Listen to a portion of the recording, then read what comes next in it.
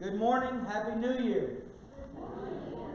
Glad you guys came out this first Sunday of January, this first Sunday of the new year.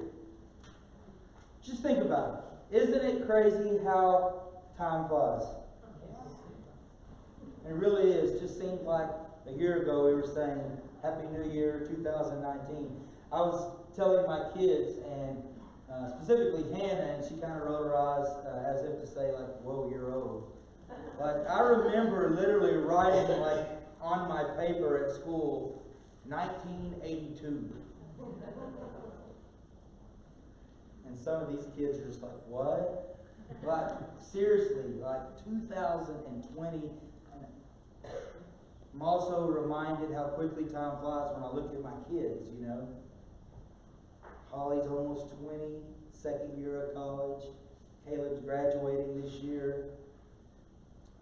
Just a few days ago, Miranda was showing me a picture that someone obviously shared. It was a memory, and it was a picture of a lot of you guys. We had taken a picture after a ministry update, and we're all up here, and boy, the stage looked so different. And all of you look different. And Caleb's like, what, 5 years old maybe? No, 7 years old, something like that. Anyways, just mind-boggling, and I'm just like, wow, time really, really flies, and I think it goes faster, or so it seems, the older that you get. But it's certainly been a great year that we just went through, and I also want to let you guys know that it was a great year to be the pastor of this church. Being the pastor of this church is a blessing, and it's a great joy to my heart. I love you guys, and I'm looking forward to 2020. And I'm praying and I'm believing that 2020 is going to be the best year of our lives and of this church. And I hope that you will join me in that prayer. Now, over the last few months, as I've looked forward to 2020, I've been brainstorming and discussing and praying for God's direction. What does God want for 2020? What's His vision for this church? And what's been laid on my heart is that our church, both individually and collectively, would pursue and would practice biblical excellence. If you have your note sheet, I hope you'll take that out and you'll write some of these thoughts down today as we're going to look at God's Word, and as we're going to talk about excellence. Excellence is a virtue. It's actually a virtue that belongs to God. God is an excellent God. He's not a mediocre God. It's a virtue like His love or His grace. And when we pursue and practice God's kind of excellence from the inside out, it is a help to our lives, and it will be a help to this church. Now, excellence by definition is not better mediocrity. It's not more of the same old thing, but rather it's a new standard. It's a higher order of things. For example, an excellent doctor is not merely someone who's famous or popular, but someone rather who performs better or who accomplishes his purposes better and more effectively. And so I don't want us just to be a run-of-the-mill church or just run-of-the-mill believers, just living mediocre lives. No, what I want us to do is to continue to, no matter what it is we put our hands to as a church, that it would be done with excellence. Because excellence honors Christ. You know, there's these commercials on TV that they're kind of humorous, actually. I know you've seen them. But really they're centered on this idea of excellence. Again, excellence is the standard that God demonstrates. And so I want to just show you this commercial real quickly, because not only is it humorous, but it makes a really, really good point. Have you ever worked with Dr. Francis? Oh yeah, he's okay. Just okay? Guess who just got reinstated? Well, not officially. Nervous? Yeah. Yeah, me too. Don't worry about it. We'll figure it out. I'll see you there. Just okay is not okay, especially when it comes to your network. AT&T is America's best wireless network, according to America's biggest tech. So, I mean, obviously, people feel that way about phone service, then obviously we should think about our love and our service and our devotion towards God. So I want to be clear, it's not about being famous or popular, it's about always giving God our best.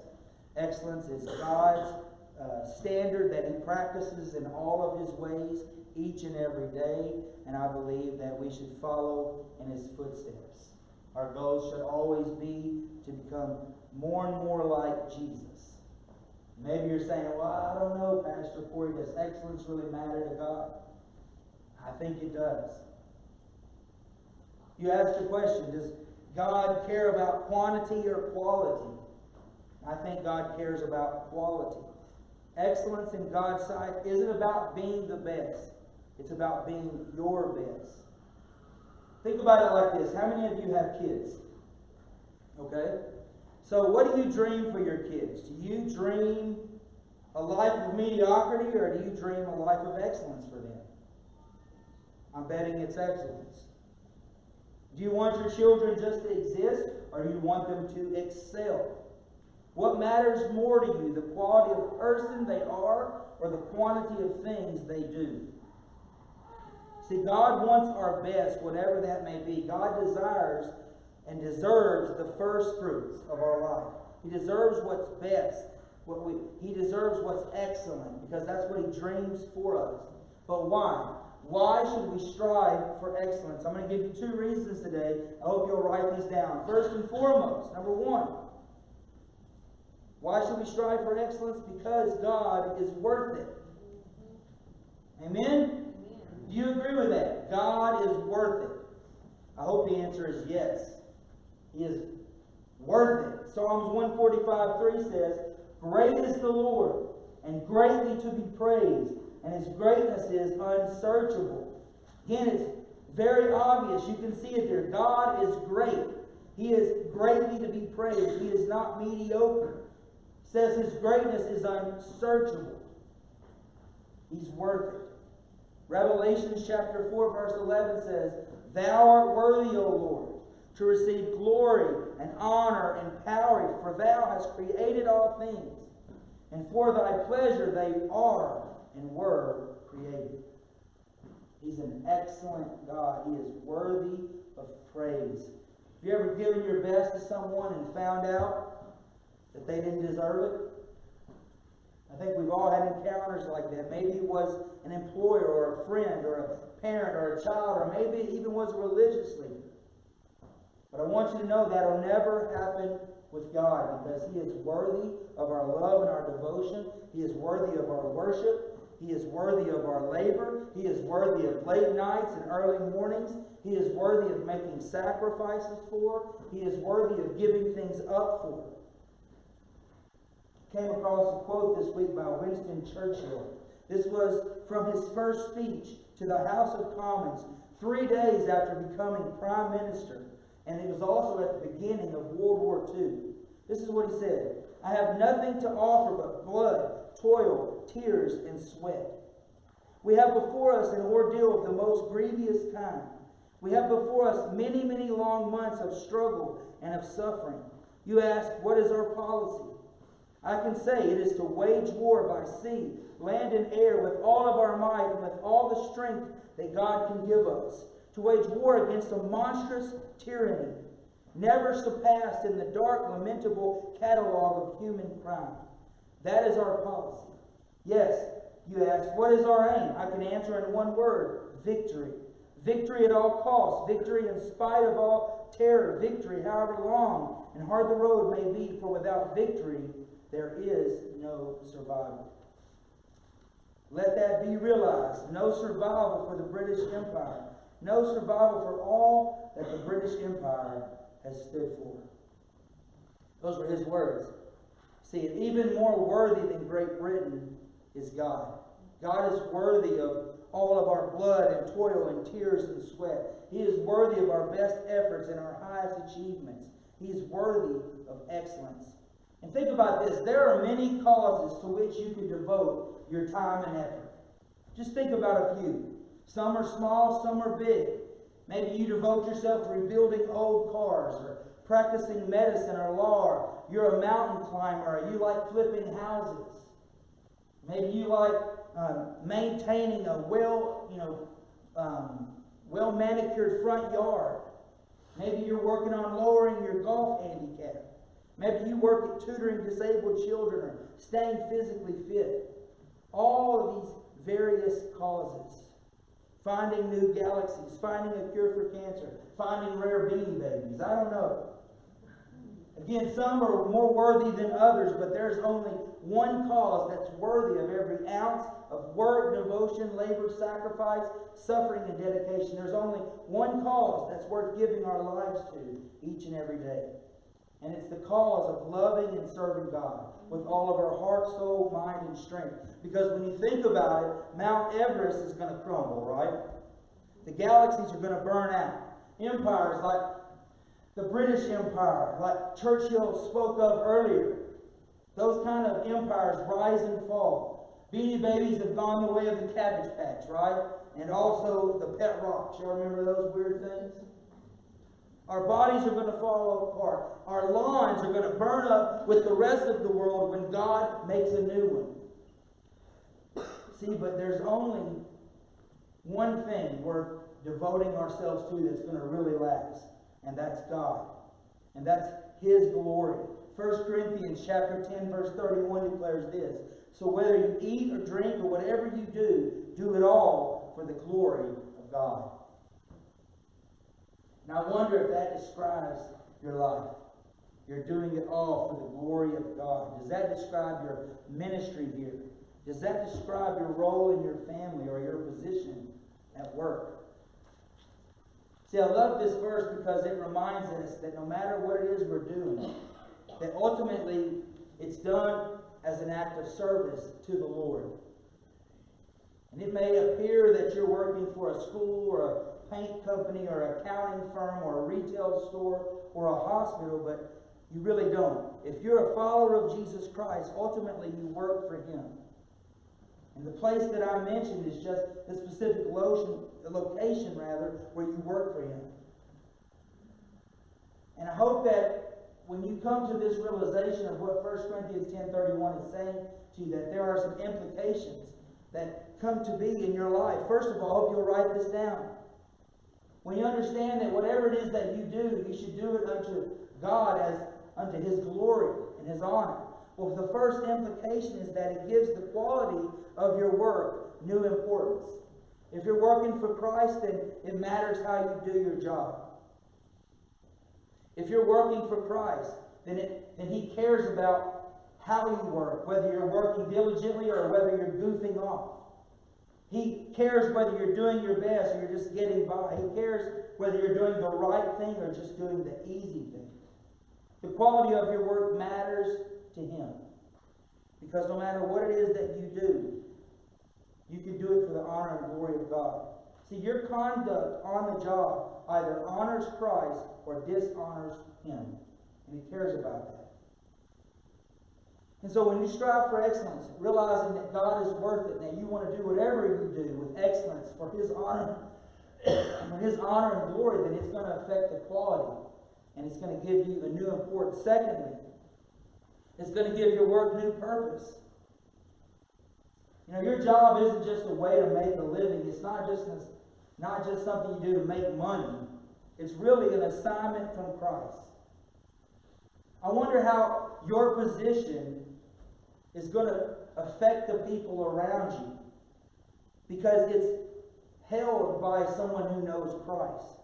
What kind of job is going to be done, and how different will that be because it's done by someone who is a Christian? Does your presence make a difference in your workplace? Can anybody tell that you are a believer? Are you excelling? Or are you just doing a mediocre job? Are your ethics guided by your faith? Or do you leave your Christianity at the door when you go to work? See, it's important. I'm reminded of Joseph in the Old Testament. You know, everything that he did, the Bible tells us that God's hand was upon him. He was in jail, and he pursued excellence, and he honored God in that environment. And God blessed him. And then he was a servant of Potiphar. And he did that job with excellence. And God's hand was upon him. And people noticed. And so he was letting his light shine there in that environment. And we can do the same thing. He's a great example.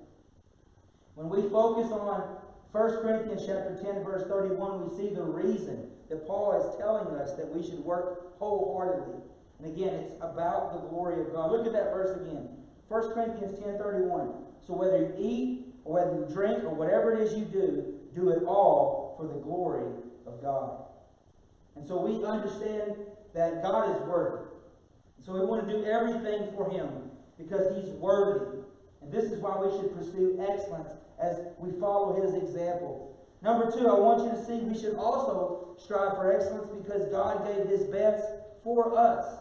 Romans chapter 8 verse 32 says, He that spared not His own Son, but delivered Him up for us all, how shall He not with Him also freely give us all things? And so God gave the best He could give us, which was His own Son. And Jesus suffered and died in our place so that we could have a relationship with Him, so that we could be reunited with Him. As I look at my life, I think some of probably the most precious possessions that I have are my children. And you probably have thought about this before when you've heard the fact that God gave His Son. And it's this thought of, would you be willing to give up one of your children for this world? I think that'd be a very tough decision. But this is what God has done for us. He gave His best. And God deserves the best we have to give Him. So I wonder what it's going to be for 2020. Will it be mediocrity, or will you pursue and practice excellence? Again, this is what Colossians chapter 3 verse 23 says. Whatsoever ye do, do it heartily as unto the Lord, and not unto men. And so this year, what I want us to focus in on is pursuing excellence because God is worthy of it. This is what He's done for us. He's given us His best. And really for the remainder of this month of January, we're going to be talking about striving for excellence in our personal walk with God. So as I think about, my relationship with God, what can I do? How can I strive for excellence so that I'm walking close to Him, so that I'm being led by the Spirit of God, so that I'm abiding in Him? And we're going to cover 3 different topics with the rest of January that I believe something that's going to help us. It's very practical to be able to practice excellence in our relationship with God.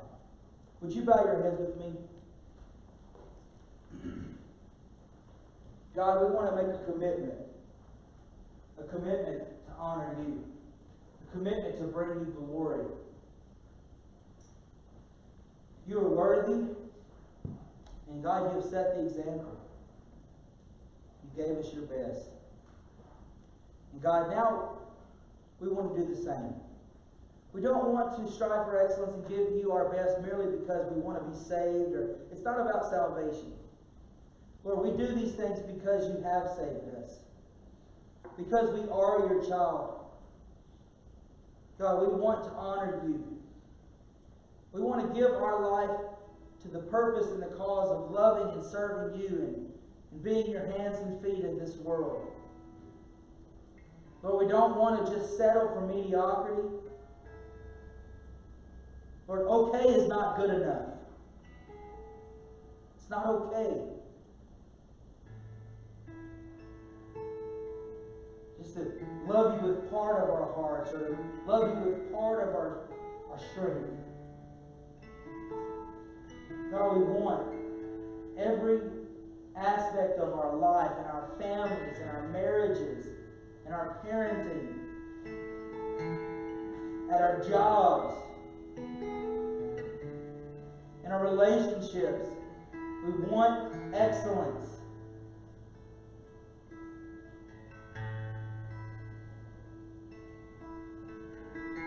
Lord, what a reflection it is to a world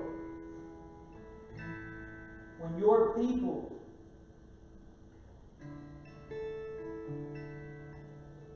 have growing relationship with You and have growing relationships in their families and healthy relationships, excellent relationships.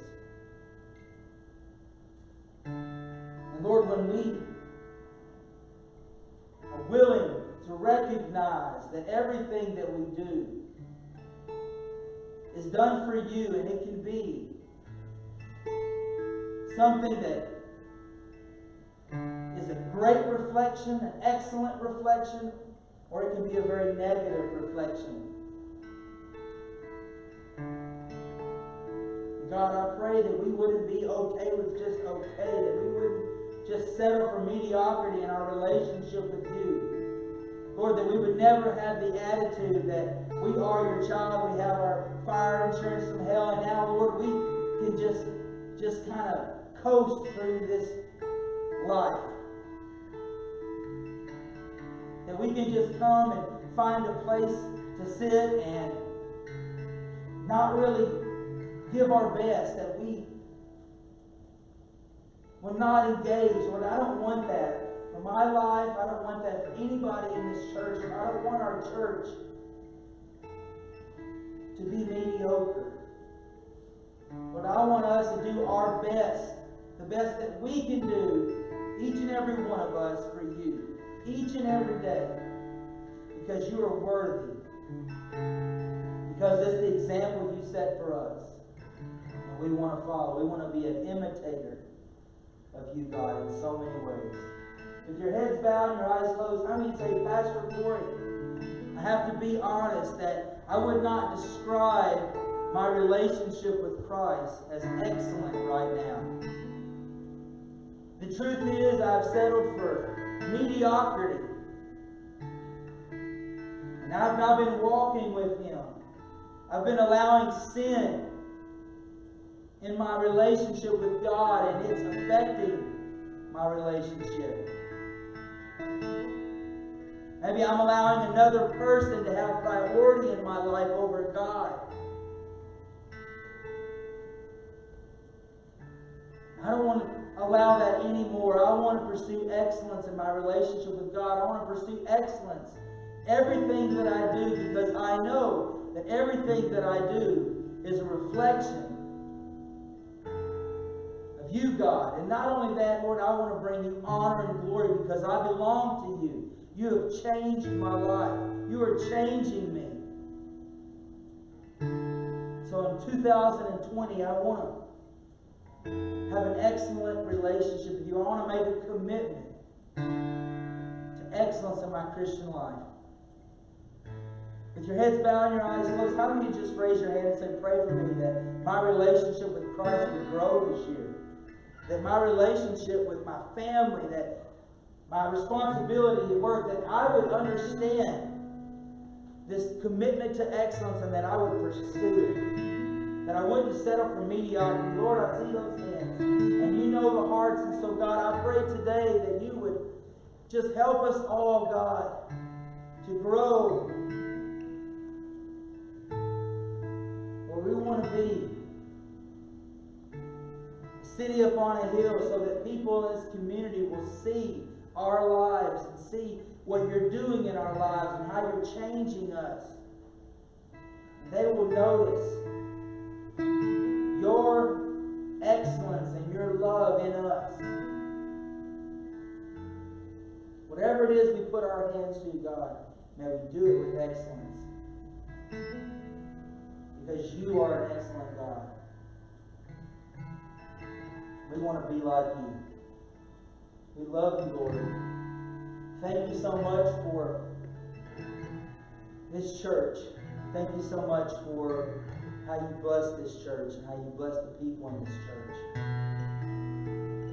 God, we just ask that you continue to guide us and direct us.